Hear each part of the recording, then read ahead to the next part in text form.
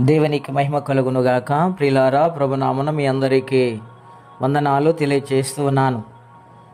దేవుని వాక్యమును ధ్యానిందాము. మార్కు సువార్త 11వ అధ్యాయం 24వ వచనం.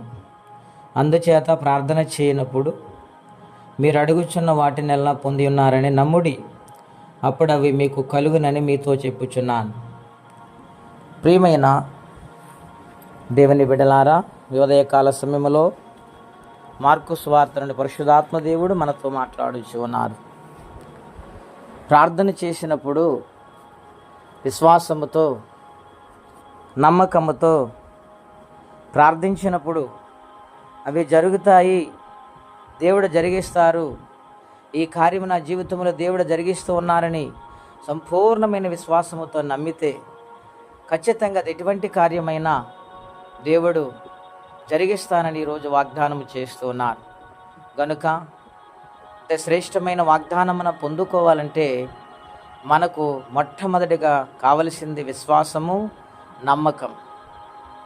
గనుక దేవునికి ఇష్టమైన రీతిలో మనము జీవిస్తూ ఆయన్ని ఏదైతే అడుగుతున్నామో, అది ఏ సమస్య అయినా, అది ఏదైనా కొరత అయినా అడుగుతున్నాము, అది నేను పొందుకున్నానని మన మనసులో నిశ్చయత ఎప్పుడు వస్తుందంటే ఆయనకి ఇష్టడుగా జీవించినప్పుడు. గనుక ప్రార్థించండి. దేవుని కార్యాన్ని రుచి చూడటానికి, దేవుని యొక్క ఆశీర్వాదాన్ని పొందుకోవడానికి విశ్వాసముతో సాగిపోదాం.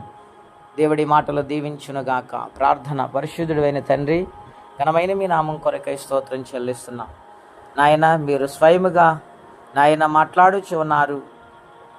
మీరు అడిగిన వాటిని పొందుకున్నానని విశ్వాసముతో నమ్మితే మీ జీవితంలో అద్భుతమైన కార్యం జరిగిస్తుందని ఈరోజు మీరు మాట్లాడారు. అవును ప్రభువా, మా యొక్క అవసరతలను మీ సన్నిధిలో మీకు ఇష్టమైన రీతిలో భక్తిలో నాయన మేము సాగినప్పుడు, మేము ఏదైతే మీ బిడ్డలుగా మేము అడుగుతున్నామో దాన్ని మీరు సంపూర్ణంగా అనుగ్రహించి నడిపిస్తారు నాయన. అటువంటి దీవెన ఎల్లప్పుడూ పొందుకునే వారుగా మీ కృపా సహాయం మాకు దయచేయండి.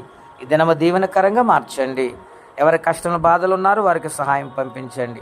యేసుక్రీస్తు నామములో ప్రార్థించి వేడుచున్నాము తండ్రి. ఆమేన్. దేవుడు దీవించును గాక. ఆమేన్.